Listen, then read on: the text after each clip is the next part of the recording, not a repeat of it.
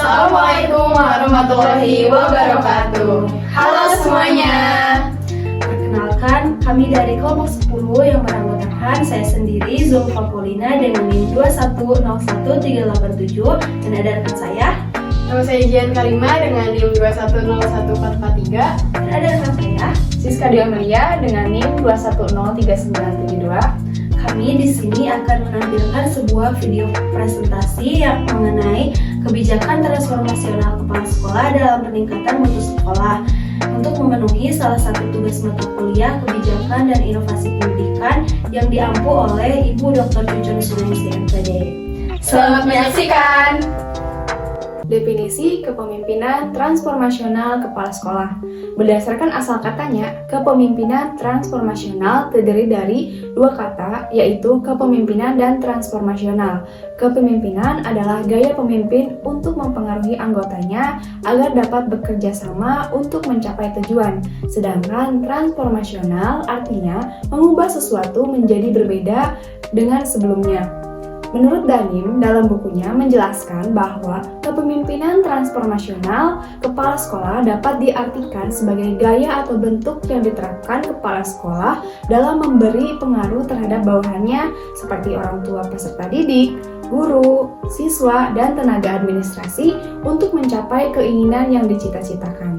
Selanjutnya, definisi mutu sekolah. Menurut Hoy dan Miskel, sekolah bermutu adalah yang efektif tersusun atas input yang didistribusikan kepada peserta didik, runtutan tindakan yang dilakukan, dan hasil yang diciptakan.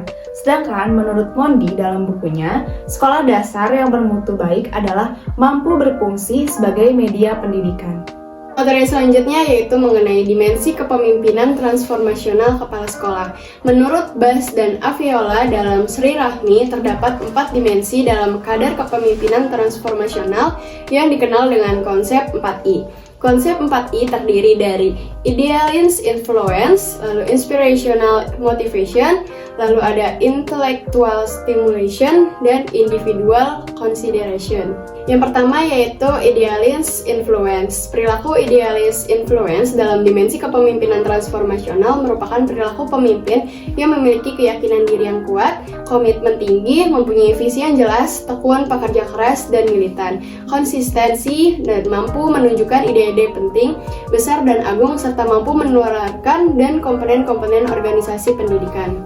Yang kedua, Inspirational Motivation. Perilaku Inspirational Motivation merupakan salah satu dimensi dari perilaku pemimpin transformasional yang menginspirasi, memotivasi, dan memodifikasi perilaku para komponen organisasi pendidikan untuk mencapai kemungkinan tidak terbayangkan, mengajak komponen organisasi pendidikan memandang ancaman sebagai kesempatan untuk belajar dan berprestasi. Yang ketiga, Intellectual Stimulation. Perilaku Intellectual Stimulation merupakan salah satu bentuk perilaku dari kepemimpinan transformasional yang berupaya meningkatkan kesadaran para bawahan terhadap masalah diri dan organisasi, serta upaya mempengaruhi untuk memandang masalah tersebut dari perspektif yang baru untuk mencapai sasaran organisasi, meningkatkan inteligensi, rasionalitas, dan memecahkan masalah secara seksama.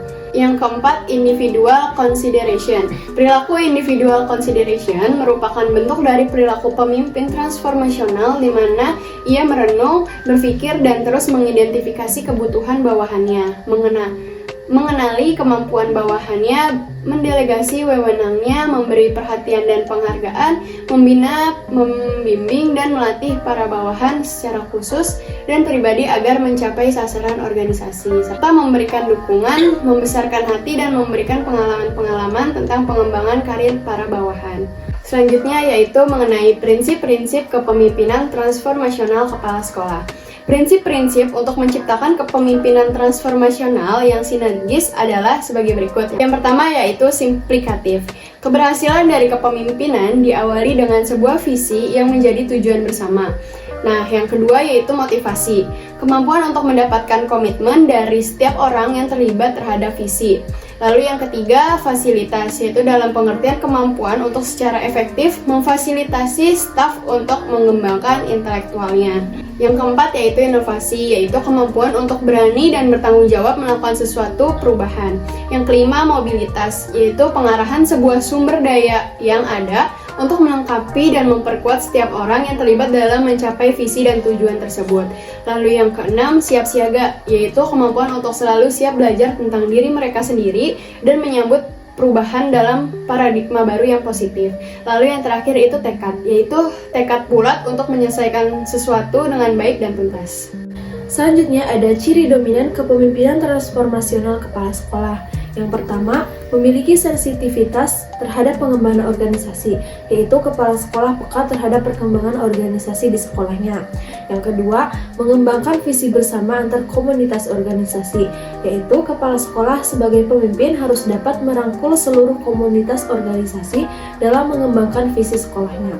Yang ketiga, mendistribusikan peran kepemimpinan, yaitu kepala sekolah harus dapat mendistribusikan perannya sebagai pemimpin dengan baik kepada seluruh warga sekolah. Yang keempat, mengembangkan kultur sekolah, kepala sekolah sebagai agen pengembangan kultur ataupun budaya di sekolah yang ia pimpin. Yang terakhir, melakukan usaha-usaha restrukturasi.